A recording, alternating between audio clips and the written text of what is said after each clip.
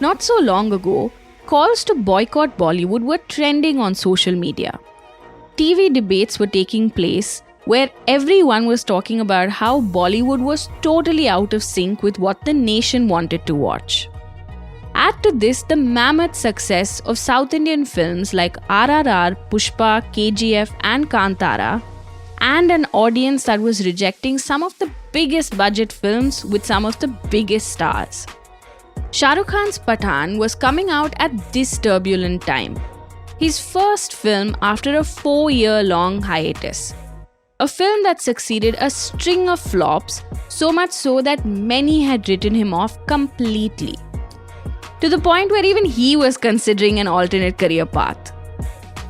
मुझे लगा कि मेरी आखिरी फिल्म चली नहीं थी, तो लोग कह रहे थे अब मेरी फिल्में चलेंगी नहीं, तो मैंने ऑल्टरनेट बिजनेस सोचना शुरू कर दिया.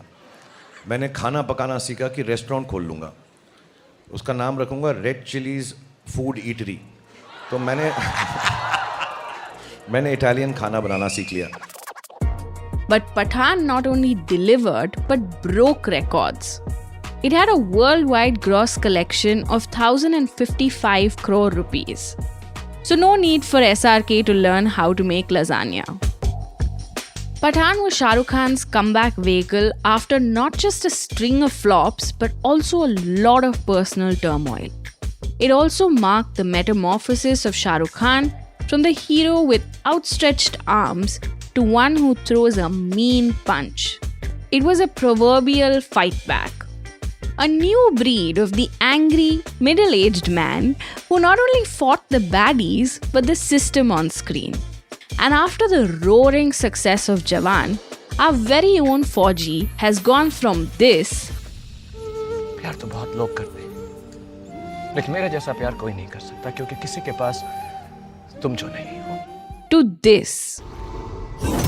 बेटे को हाथ लगाने से पहले बाप से बात कर.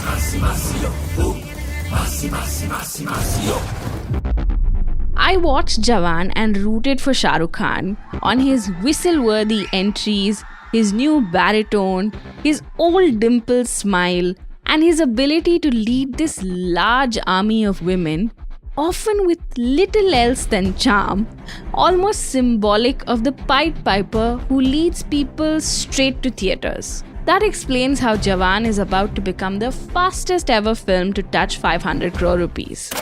I clapped when he spoke directly to the audience about the importance of holding your government accountable. I didn't care how much he hammed. It also didn't bother me that here was a man who's worked with Barry John, Aziz Mirza, Mani Kaul, Ketan Mehta and Mani Ratnam, but has chosen to leave his acting skills behind in a bid to play to the gallery. Critics have said SRK is trapped in his own larger-than-life image, and I agree. He suffers from the burden of expectations that we as an audience have put on him. Playing to the gallery is an art, and one that Shah Rukh Khan has mastered, and these films are proof of that. While he might be an aging movie star, as he famously proclaimed in his TED Talk, it doesn't seem to matter to us. No wonder shares of PVR Inox gained about 3% to 1,870 rupees on September 7th after positive reviews for Jawan began coming in. And when we love our stars, you know what follows. Ads, brands, endorsements, sponsorships, collaborations, call it what you like. So get ready to see a lot more of Shah Rukh Khan on all your screens and billboards. In this episode, we try to decode why brand SRK keeps enduring, what it says about us as consumers, what are the pitfalls of a brand persona of his stature, and what his success really means for a film industry that's been looking at too many misses and too few hits over the last few years. We have a power-packed lineup of guests who've tracked his career, studied his brand value over the years, and even kept tabs on when he's got the box office ringing. We're joined by ace critic Anupama Chopra, who is also the author of the book king of Bollywood, brand guru Harish Bijur, and master number cruncher Komal Nata to decode all that makes Shah Rukh Khan the Badshah of not just Bollywood but brands too. So stay tuned as we delve deep into understanding how the 57-year-old megastar has been a true Baazigar and completely changed the game after a streak of films that just didn't click. For that alone, I have to start this episode this way.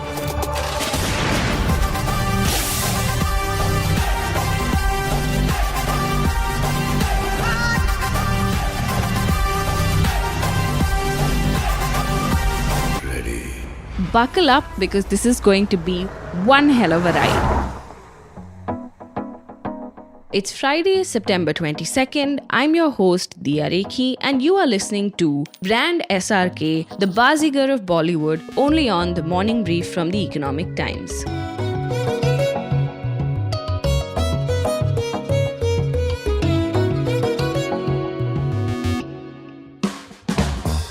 Shah Rukh Khan did take a stab at experimenting with different subjects through his past few films. He did the gangster drama Rais, the romantic comedy When Harry Met Sejal, the offbeat Fan, and the ambitious Zero. But the experimentation didn't really pay off. Then came COVID, where work completely came to a standstill. But nothing could have prepared him for what happened with the arrest of his son Aryan Khan. Since then, King Khan, as his fans lovingly call him, has been at an arm's length from the media. During the course of that period, he did something entirely atypical. He didn't promote Pathan the traditional way. He used Twitter, which is now X, to start these AMAs or Ask Me Anything sessions that he called Ask SRK, which became a huge draw for a number of his fans and were honestly great fun. More importantly, it's a case study in marketing that's waiting to happen. We can't decode a movie star without understanding their filmography, which is why we're going to kick off this episode by getting the interviewer to be the interviewee. Film Companion founder and editor Anupama Chopra sat down with my TMB co-host Anirban Chaudhary to take us through the evolution of brand SRK. Listen in.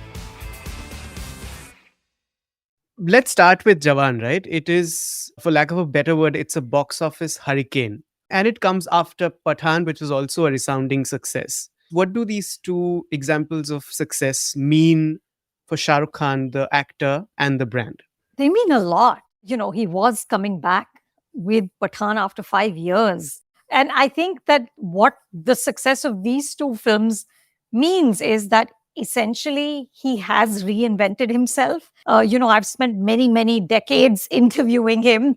I think the first time I interviewed him was like 97 or 98. And I remember in our interviews through the years asking or talking about what's the second act. Because I used to think about like what happens to Raj and Rahul, because at some point, the romance is going to be harder and harder to pull off, even though in Hindi cinema, men get a very, very long rope. But what this means is that he's essentially found the second act, which is as a great action hero, which is what he wanted to be anyway in the first place. I think the Raj and Rahul and the great romantic hero was a detour. And now he's really in his element as this sort of older action hero, which is just fantastic. Right. Let's go back a little, say from the 90s. How have you read the evolution of Shah Rukh Khan, the brand? My thesis is that essentially he was the perfect hero for a post-liberalized country, because what he assured you was that you didn't need to be necessarily outwardly desi, meaning you could wear the polo sport and the DKNY and even live abroad like he did in K3G, and still the sanskar and the morality and the Raj who won't sleep with Simran and take advantage of her, all of that is in place. So I think there was such a fit of a certain point in the zeitgeist, a certain point in our culture, a sort of an opening out of the economy and opening out of pop culture, because we got I mean, I grew up with one channel, a black and white Doordarshan, and in the 90s, suddenly you had The Bold and the Beautiful on cable television, in your bedrooms, in your homes. I think it was a period of sort of enormous churning, culturally, politically, economically, financially, for a lot of people. And he was the answer. So, Anupama, this question, I mean, this is also from your book, So, there has been always this certain independent streak to Shah Rukh's career trajectory, right? From his initial reluctance to work in Bollywood because he wanted to make it big in television, to his refusal to sort of, genuflect to senior actors, although he was pretty respectful to them. And then, of course, there were his sudden pivots, like to negative roles in Dar and Anjam and Baazigar. In recent times, the more he's begun to control the content in his films, they have become sort of his way to directly talk to his audience. And this is what I feel. So for me, Pathan was in a way a reinforcement of his Peshawari roots. And in Jawan, well, he literally talks to his audience about issues that are political, but also deeply personal to him at this point. Is this unique in the Hindi film industry at this point? Yes, it is. It is a polarized world we live in. But I think what perhaps Shah Rukh is doing is giving us a more humane definition of patriotism. That it doesn't mean exclusion, it doesn't mean division, it doesn't mean that you need to hate somebody else to prove that you love your country. You can be a patriot by being honest, being inclusive, having integrity, which is what the man in Pathan had, which is what the two men and the third version of him in Jawan have. So that's patriotism. And I think he is reminding us of what true patriotism looks like. Also, SRK as a business, if I wanted to talk to you about that, I mean, the way we consume entertainment it has really become fragmented now, right? We consume it in OTTs. There are independent films that we love to watch. We are exposed to international films and regional films. And here comes Shah Rukh bringing back everything masala, becoming a hit. So what do you think this means for the movie business right now and going forward? Look, it's great for the movie business because, now it feels like the success of a Pathan and now a Jawan has really revitalized the business. It's allowed people to kind of dream big again. My only concern is what happens to the female narrative. I just wonder, as we get back to the very, very sort of superheroic characters who will necessarily be male, will women just only be found on streaming? I don't know. Cinema cannot just be about these massive, incredible tentpole films, as much as we all love them. As much as we'll be there first day, first show and cheer and sing and dance and laugh. But we need to have space for mid-level films, smaller budget films. And I hope we don't lose those in theaters. But other than that, I think it's fantastic. I wanted to ask you about the strategy of Shah Rukh, making himself inaccessible over the last few years, in a sense. No real big interviews the way he used to do. He just sort of shut himself off the paparazzi. He didn't even give them pictures. What did that do to his fans? And I mean, in terms of the box office, what did that mean? Look, I don't think it's as simple as, you don't give interviews and your film is a hit. It doesn't work like that. Does it maybe create a sense of mystery again around you? I think it's definitely kind of served to starve people in the best way. So I think it's worked for him through the flops and through all the personal anguish that he went through in the last couple of years. The bond has only gotten stronger. I just feel like everyone is there for him in a way that perhaps they weren't 5-7 years ago. Remember when SRK said this? Guys and girls and everybody, don't send me collections of films. I make the films. Yeah. I know the collection. This is the business I'm in. produce and distribute films. What the film is doing on Monday, Tuesday, Wednesday, Thursday, inflated, deflated, I know. But I don't know, no. And rather than me making up my own figures, I thought it was best to speak to a trade whiz to break down what SRK's comeback means in terms of numbers. My colleague Shraddha Sukumaran, Senior Deputy Editor E.T. Panache, spoke to Film Information Editor Komal Nata. Let's begin with your own words on the day that Jawan released worldwide on September 7th. Komal, you said some films are made to rewrite box office history, and Jawan is one such film. It's an unstoppable film. What numbers are we looking at now, India and worldwide? It's almost 1,000 crore gross worldwide. And India, it has crossed or almost touched 450 crore. We are looking at a film that's going to do the highest collections in India, if not the world. Worldwide, I don't know whether it will be able to outdo Pathan. There are all chances. But as far as India is concerned, it is definitely going to outdo Pathan and Gadar too. And with your expert eye, what is the kind of projected lifelong business are we looking at? I should think in India, it will do more than 550 crore. I wouldn't be surprised if it touches the 600 crore mark. This is net collections in India. So Pathan, when it released, it outshone title holder. That was Bahubali to the conclusion that had done 510 crore in Hindi, the dubbed version. So it was a very, very tall order, and nobody thought that the record of Bahubali would be broken, but Pathan broke it in January this year. Of course, the record was broken in March, but the film released in January. It took some weeks to outdo Bahubali 2.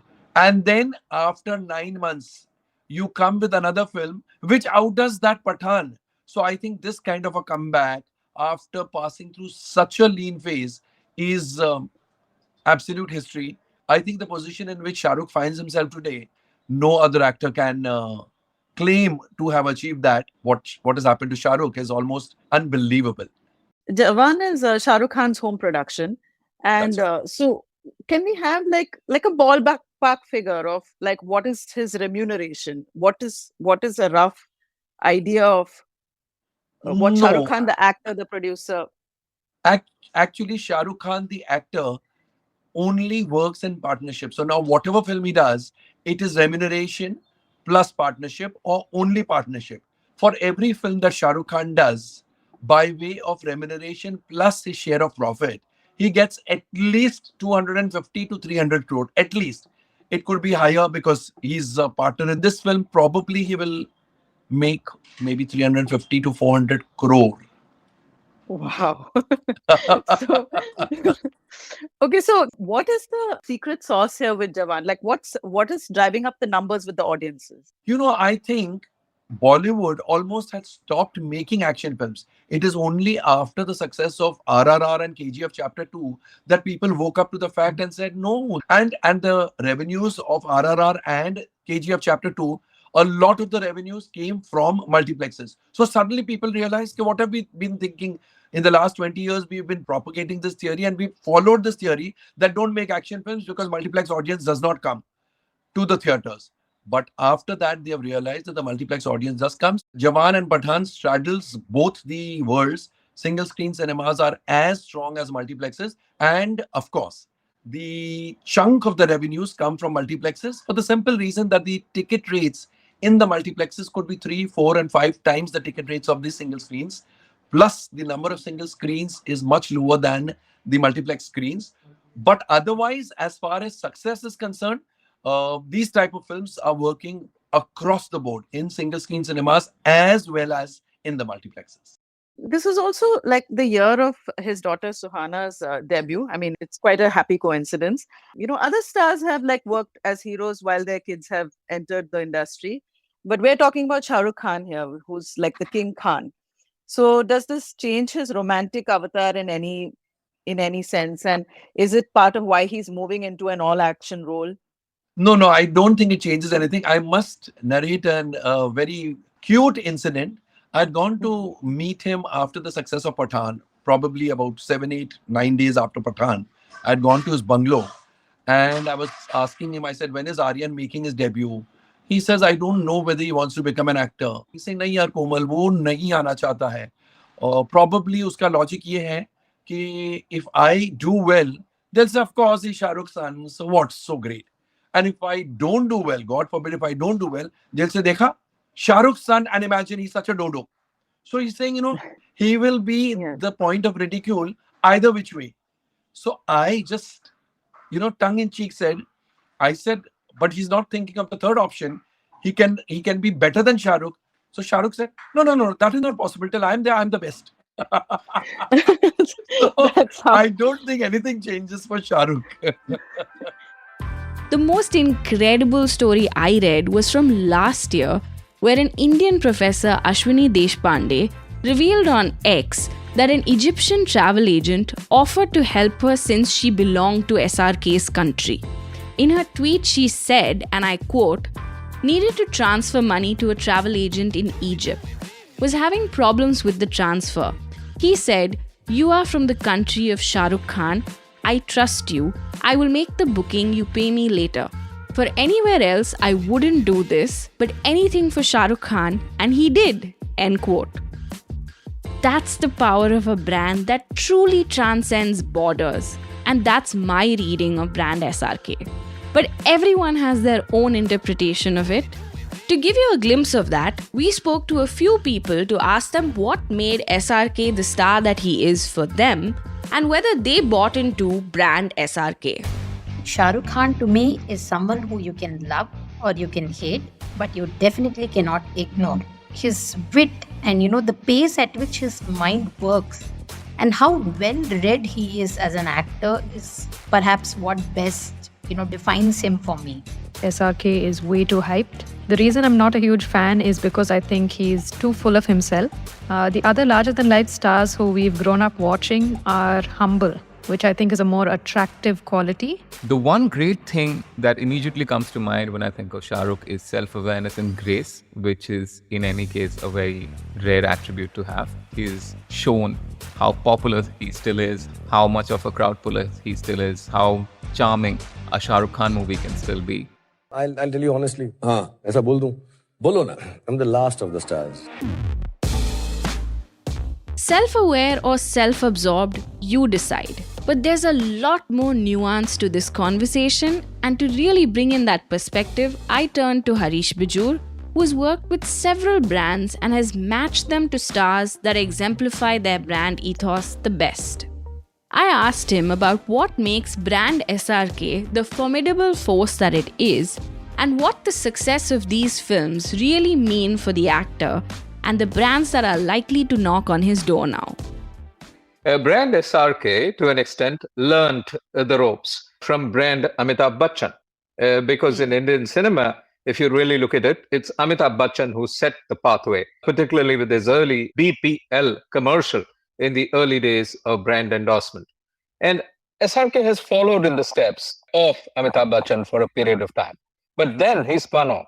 He spun off doing N numbers of brands and bringing a certain endurability quotient to them. And the brands he carved out for himself, for instance, one of the most memorable ones that comes to the fore is Hyundai Santro.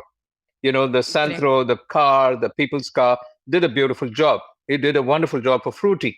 Sometime round came along with Gauri. He actually did the D-Decor. A big set of stuff. And then ended up with Big Basket and Byju's. And to an extent, fortunately, he got out of Byju's. And then Dubai Tourism. So a beautiful set of endorsements which the guy has gained for himself. I think the past, all of us know, all the brands that he's done, including Lux. I mean, Lux was the classic category when you found Shah Rukh Khan in a bathtub with rose petals out there. He was the first male star being cast as Filmi Sitaron Ki Saundarya Sabun. And then, of course, he was with Fair and Handsome. Rebel statement to Fair and Lovely. But at the same time, it's about being fair. So it's a very unfair brand to an extent as well. True. So I think that done. Future. Let's talk about the future. I think Shah Rukh can touch any brand which is totally holistic, which is totally about the entire home. Whether it be a shoe, whether it be a shoe polish, whether it be a car, whether it be, computer. I mean, nothing to stop him.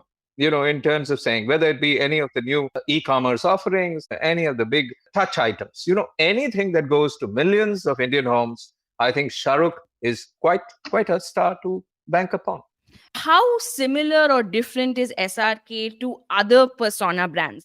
If you ask me, the number one persona brand in this country is our Prime Minister, Mr. Narendra Modi. The number two persona brand, if I'm to look at within the context of India and the diaspora, it's certainly Shah Rukh Khan at this point of time.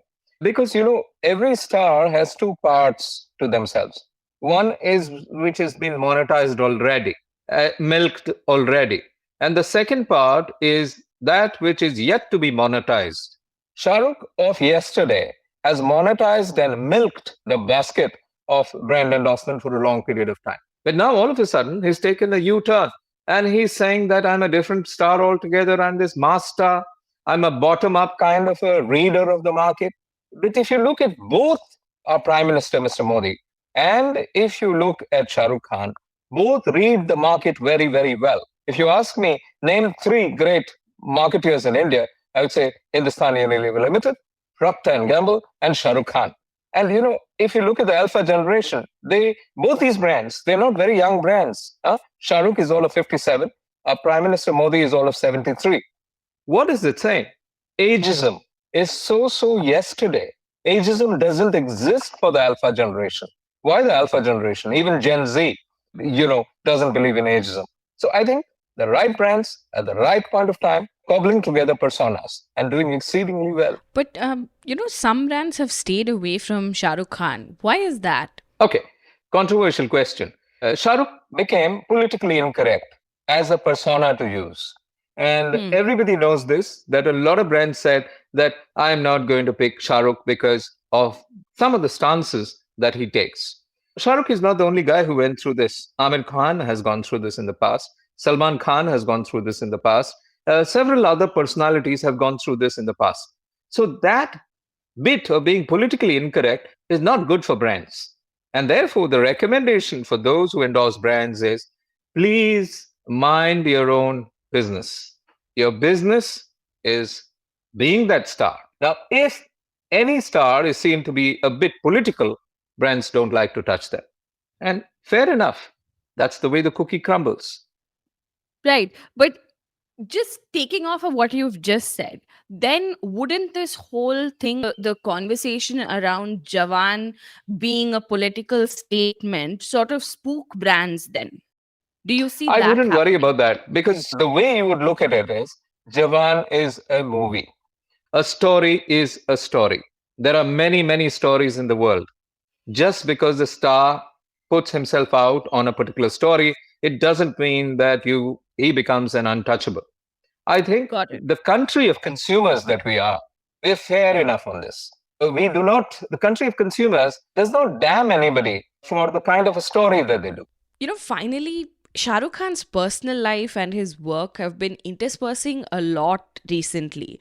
And of course, there's a lot of reading into the dialogues that is happening. But the bete ko haath lagane se pehle baap se baat kar dialogue in Jawan seemed like it was totally a reference to what happened with his son Aryan Khan. So do you see that affecting his brand image? Okay, a very good question, really. If you ask me, a star has a very, very tough life.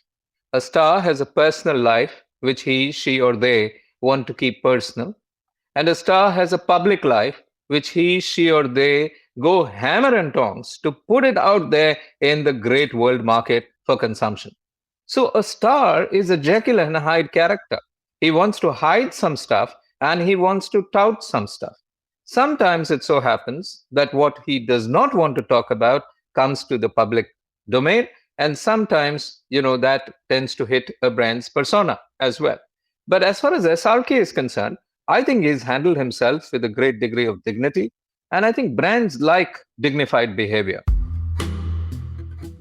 In his TED Talk in 2017, Shah Rukh Khan started by saying that he sells dreams and peddles love to millions. And let me tell you, he chose to peddle the most heady drug of them all.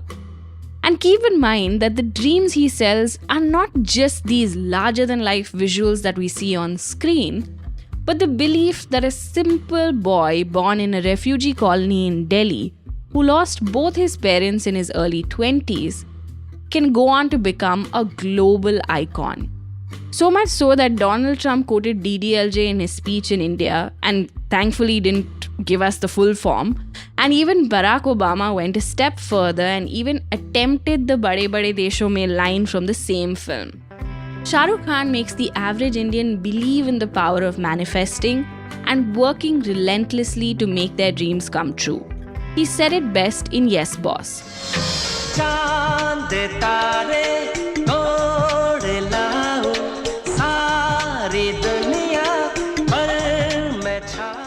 Even a year ago, people were convinced that the time of the Khans ruling the roost in Bollywood was over. But if listening to all our guests has taught me one thing, it would be that Pathan and Tiger, or Shah Rukh Khan and Salman Khan, weren't really off the mark when they had this exchange. हमें करना पड़ेगा भाई, देश का सवाल है, बच्चों पे नहीं छोड़ सकते. They're the last of the stars for a reason. And I won't lie, I'm actually enjoying this new action hero avatar of Shah Rukh Khan, although I do miss the romantic hero that he played so charmingly. Maybe because the dating app generation needs someone to reinstill their faith in the beauty of love and romance, the Hindi film way. But till that happens, I'm just glad to affirm that Shah Rukh Khan truly is a Zinda Banda.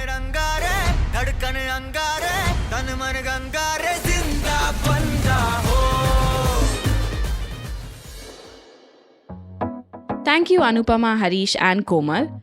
It's Friday, September 22nd. I'm your host, Diya Rekhi, and you were listening to Brand SRK, the Baazigar of Bollywood, only on the morning brief from the Economic Times. This episode was brought to you by producer Surohini Jain and sound engineer Amrit Reddy. Executive producers Anupriya Nair, Anirban Chaudhary and Arijit Burman. Special thanks to Shraddha Sukumaran. Thank you for listening. If you liked this episode, do share it on your social media networks and don't forget to ask SRK to listen to our episode in his next AMA. A new episode of the Morning Brief podcast drops every Tuesday, Thursday and Friday. Don't miss it. It streams on Amazon Prime Music, JioSaavn, Spotify, Apple and Google Podcasts, and of course ET's own audio platform, ET Play. Have a blockbuster weekend. All clips used in this episode belong to their respective owners. Credits are mentioned in the description.